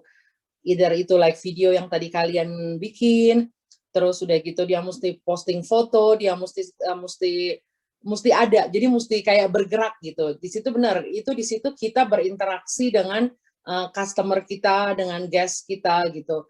Karena saya bilang sama social media manager saya ini mau orang Amerika. Kan saya bukannya itu mengikuti, karena saya itu di daerah financial district gitu ya, di daerah downtown, saya buka cuman Monday to Friday, jadi saya ada 5 hari. Saya bilang begini sama dia, saya hire kamu, memberikan kamu kompensasi lebih, begini loh, ini yang saya mau. Dari 5 hari, saya mau at least 2-3 hari, orang-orang Amerika, orang-orang yang bekerja di sekeliling di financial district ini, mereka comfortable untuk datang makan makanan Indonesia. Jadi saya bilang, saya itu bersaingnya dengan burger, dengan pasta, dengan salad, dengan pizza, dengan hotdog. Itu yang menjadi saingan saya, karena saya mencoba menarik konsumer saya yang orang Amerika ini supaya bisa datang ke tempat saya seminggu 2-3 kali. Itu tujuannya. Saya bilang seperti itu kepada sosial media saya. Memang selain itu promosi juga kita mendapatkan akhir-akhir ini kita mendapatkan beberapa publication di 3 newspaper sama di 1 magazine.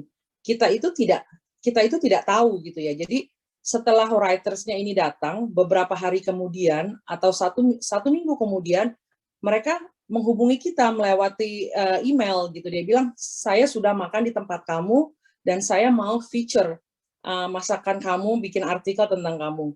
Kalau di sini itu kita di approach seperti itu, we don't pay anything. We don't pay anything. Mereka setelah kita setuju, saya dan chef partner saya agree, dan mereka akan mengirim food photographer yang ngambil fotonya, terus mereka tulis gitu. Waktu mereka tulis, mereka keluar, itu most likely itu kita memang kewalahan gitu. Jadi saya pikir mereka tahu tentang kita. Kalau akhirnya kan setelah kita bertemu gitu ya, setelah ngomong-ngomong dengan writers itu, kita kan jadi temenan sama mereka gitu ya di Instagram, kebanyakan di Instagram. Terus ya kita suka ngobrol-ngobrol, mereka bilang, saya juga wondering gitu, kamu tahu kita dari mana? Dia bilang, again, I follow your Instagram, seperti itu. Jadi memang kayaknya sekarang ya marketingnya itu sudah kayak lebih bergeser kepada sosial media, itu memang presence-nya itu very strong gitu. Makanya saya sampai cuman restoran aja loh. Saya ini restoran kecil di food court itu, saya meyakinkan diri saya bahwa sudah sepantasnya gitu, sewajarnya saya memberikan kompensasi lebih kepada salah satu front of the house saya yang memang very savvy with the social media. Jadi seperti itu. Oke, baik, ini menarik sekali ya. Ini juga mungkin untuk Bu Tasya dan Bu Olen boleh share Instagramnya di kolom chat biar teman-teman di sini pada tahu untuk di follow ya. Seperti itu. Ini juga buat FYI, saya sempat baca ya, Bu Tasya dari Time Out ya, Time Out Magazine, restorannya terpilih jadi restoran nomor 3 ya di Chicago. Jadi menarik sekali. Indonesian restoran, tapi nomor 3 loh. Kebayang nggak bersaing dengan restoran-restoran yang lainnya. Oke, 3 dari 30 ya. 3 dari 30, kebayang ya. Keren sekali. Kaget juga sih. Juga nih Agung nih. Waduh. Ya, benar. Oke, karena gimana Pak Gadang? Anyway, kita ada perwakilan dari IFBEC dan juga salah satunya ini Asian Championship Sommelier ya Pak ya? Oh iya, National Champion Miss Sucian. Dia merupakan head sommelier dari Union dan juga merupakan presiden dari Jakarta chapter untuk ISA ya, Indonesia Sommelier Association. Mungkin Miss Sucian boleh memberikan sepatah 2 patah kata terkait acara ini atau mungkin khusus ke Miss Olen, silakan. Halo, saya Wician Wijaya dari perwakilan ISA Jakarta. Kedengeran? Sorry, tadi ada. Kedengeran. Ya. Okay. Kami dari ISA Jakarta ini merupakan wadah edukasi untuk para sommelier untuk belajar, dan juga kami berafiliasi dengan ASI International Sommelier yang berpusat di Prancis. Jadi kita bisa mengadakan international competition dan juga belajar workshop. Kalau seperti tadi Ibu Tasya bilang, jika di luar para F&B harus mempunyai sertifikat untuk bisa menyajikan wine, dan ISA sendiri pun mengadakan workshop sehingga para sommelier bisa mendapat sertifikasi atau pembekalan dari sisi knowledge dan juga dari sisi service. Dan melalui webinar ini, ISA mensupport diaspora-diaspora kita, dan juga tidak menutup kemungkinan jika ke depannya kita bisa bekerja sama. Apalagi Bolen dengan wine-nya yang very attractive label, dan juga kita belum ada orange wine di Jakarta, mungkin bisa jualan nanti di sini. Oke, keep in touch aja. Boleh langsung di email atau di Instagram DM. Keep the conversation going. Yep. Thank you. Oke, Pak Agung. Terima kasih Ms. Wichen atas speech-nya. Kemudian yang kedua, saya meminta bantuan dari Pak Robi Morris, selaku perwakilan dari IFBEC, wakil kedua ya. Silakan Pak Robi Morris. Terima kasih. Ya, saya perwakilan dari IFBEC, IFBEC Indonesian Food and Beverage Executive Association. Kita salah satu organisasi yang menaungi orang-orang F&B di Jakarta dan ya kalau dari saya sedikit aja mau mengambil kesimpulan. Mungkin ada di sini ada yang pengen jadi entrepreneur. Kalau buat saya semua orang bisa jadi seorang entrepreneur. Ya, tinggal bagaimana mereka melihat peluang yang ada. Dan mereka juga harus inovatif dalam artian mereka harus berinovasi dengan apa produknya, dan juga harus berinovasi dengan how you promote your product. Dan yang nggak kalah penting buat saya juga seperti yang Bu Tasya tadi sampaikan, customer satisfaction itu yang paling penting. Jadi kita harus memberikan suatu produk yang benar-benar kualitasnya yang terbaik, jangan memaksakan suatu hal yang nanti akan mengakibatkan kualitas dari satu produk tersebut akan menurun atau berubah. Dari situ customer akan melihat kalau konsistensi dari satu produk itu akan stabil atau tetap, mereka nggak akan pergi ke tempat lain. Mereka pasti akan kembali lagi. Ya, saya rasa sih cukup segitu aja yang bisa saya sampaikan. Terima kasih Pak Agung, Pak Ganang, Bu Tasya dan Bu Olin. Ini bermanfaat banget buat kita semua. Selamat siang. Baik, terima kasih nih Pak Robi Morris dan Ibu Wichen ya, selaku perwakilan dari IFBEC dan ISA. Untuk berikutnya, ini apa Pak Ganang nih? Kita mau meminta kesediaan Ibu Tasya dan Ibu Olen untuk memilih 5 penanya terbaik ya Pak Agung. Tadi oh iya. Iya, tadi lebih dikit kalau nggak salah ada 6 atau apa. Kesempatan menangnya lebih besar ya. Gitu. Iya. Semuanya dapat hadiah kalau bisa. Oke, ini ya sudah ini ada request ya. Baik, jadi nggak apa ya, mungkin Pak Arif minta izin nih ditambah hadiahnya ya. Jadi buat para penanya tolong tuliskan di kolom chat nama sama nomor telepon dan alamat lengkap, nanti kita akan kirimkan hadiahnya gitu ya ke rumahnya masing-masing gitu ya. Nah, untuk panitia tolong bisa di-share juga ini link buat registrasi sambil para audiens itu mengisi registrasi ulangnya. Mungkin kita akan secara seremoni ya memberikan e-sertifikat nih kepada Miss Tasya dan Miss Olen. Silakan panitia. Oke. Ini sertifikat untuk Bu Tasya, Bu Olen ya, Bu Olen. Terima kasih banyak atas waktu dan kesempatan dan informasi yang sangat berharga yang telah diberikan kepada kami. Ya, berikutnya, ini sudah difoto? Ini jangan sampai nggak difoto nih. Sama panitia. Kalau sudah difoto, ya berikutnya silakan.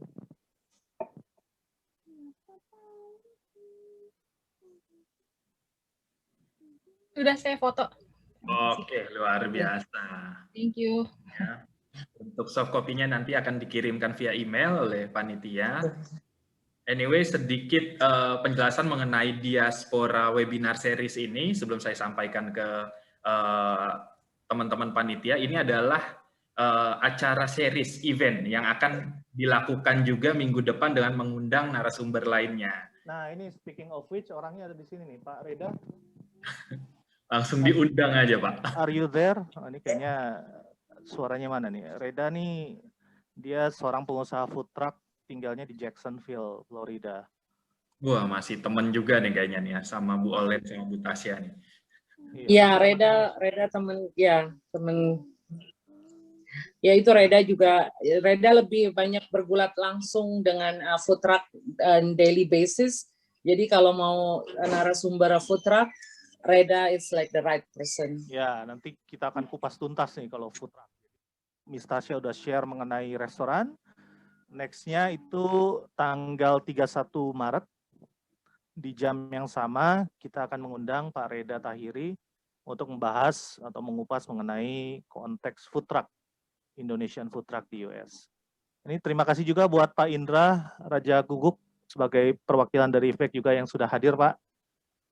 Terima kasih Pak, sama-sama Pak. Terima kasih sudah ikut acara kami Pak, terima kasih IFEK sudah mensupport. Kemudian juga mungkin panitia bisa menyebutkan dari mana aja nih audiensnya, silakan MC. Iya, pada hari ini nih kita tuh punya banyak kedatangan tamu bukan dari BINUSIA nih Pak.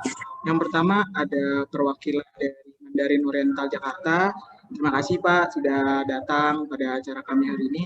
Terus juga ada dari Universitas Telkom University, terus juga ada Universitas Internasional Batam, Universitas Mercu Buana, Universitas Negeri Jakarta, Universitas Multimedia Nusantara, LSPR, Metro Hotel School Bandar Lampung, terus juga ada SMA NCPS Kupang NTT, SMK Kartini, dan juga SMA Negeri 7 Pekanbaru.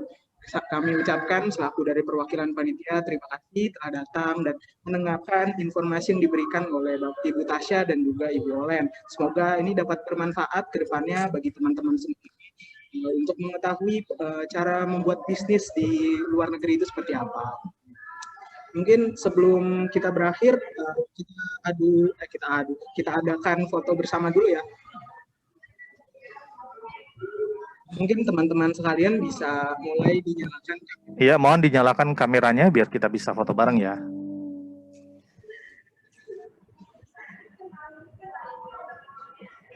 Baik, untuk petugas dokumentasinya itu saya sendiri. Dan ini terbagi jadi 10. Dan yang pertama itu bagian dosen sama moderator juga, sama Ibu Olen dan Ibu Tasya juga. Untuk semuanya diharapkan menyalakan kamera ya.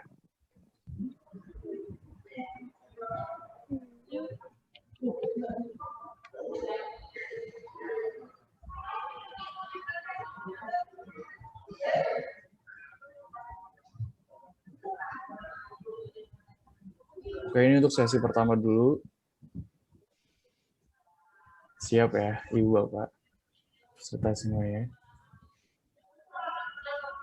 1, 2, 3. Ya. Selanjutnya yang kedua.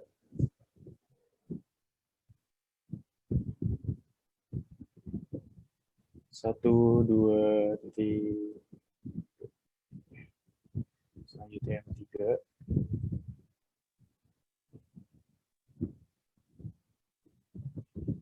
Satu, 2, 3. Ya. Masih banyak yang belum nyalain kamera ya?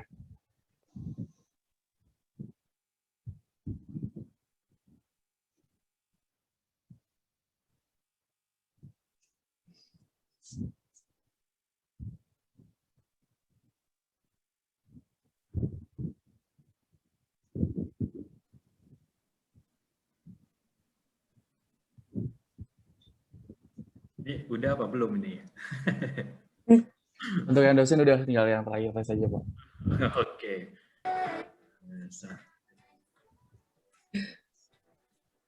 Baik, ternyata suara Ibu Tasya dan materi yang diberikan juga oleh Bu Olen dan Bapak Ibu sekalian didengar sampai tadi Kupang, Batam, hampir seluruh Indonesia. Wow. Luar biasa. Wow. Kita beri virtual applause untuk kedua narasumber kita pada pagi hari ini atau malam hari ini ya, waktu Chicago. Ini luar biasa loh Bu, waktu tidurnya kita ganggu loh. Nggak apa-apa, nggak setiap hari ini kan ya. Sekarang udah jam 11 malam di sana. Ya, di sini udah jam 11 malam ya. Nggak apa-apa, udah dipersiapkan oleh Bu Olen dan saya. Dengan senang hati kita membagi pengalaman. Aku jadi semangat, jadi nggak bisa tidur. Waduh. Ya, semoga acara ini bisa menjadi apa ya, membuat satu kerjasama yang baru di kedepannya gitu ya, dengan ISA, dengan IFBEC, dengan semua audiens yang mungkin ada di sini. Karena kita ingin mahasiswa atau siapapun yang hadir di hari ini punya role model untuk bagaimana memulai sebuah bisnis di luar negeri gitu. Ya, jadi kita berbicara udah go internasional gitu loh. Ya. Baik, kita kembalikan kepada MC ya, Pak Agung. Ya, MC. Karena waktu juga yang Bu Tasya dan Bu Olen harus istirahat gitu. Semua harus kembali beraktivitas. Mari MC-nya. Ya, terima kasih sekali lagi buat Ibu Tasya, Ibu Olen, Ibu Wijin, dan juga Bapak Robi atas kesediaannya pada hari ini. Gitu, terima kasih, ini informasi berharga banget pastinya buat kita semua. Dan untuk para hadirin sekalian, ini ada link yang akan mengisi untuk mendapatkan e-sertifikat dan juga SAT bagi Pinusian. Jadi mohon diisi ya teman-teman semuanya.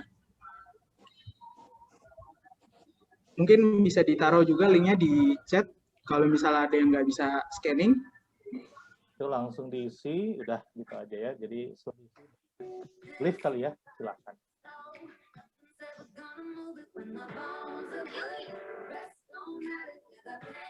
Wih, ada Pak Didin eh.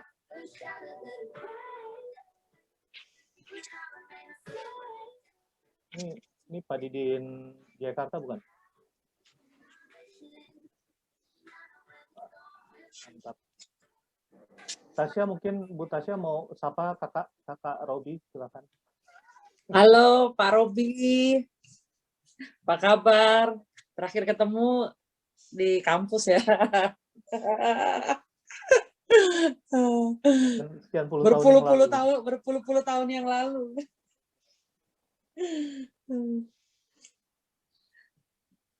Pak Agung sekarang banyak itu stok diasporanya, udah dibisikin. Oh iya, enak nih kalau punya teman banyak, jadi tinggal panggil-panggilin aja gitu ya. Sekarang udah kenal Miss Olen, nanti punya Miss Olen. Seru-seruan lah pokoknya.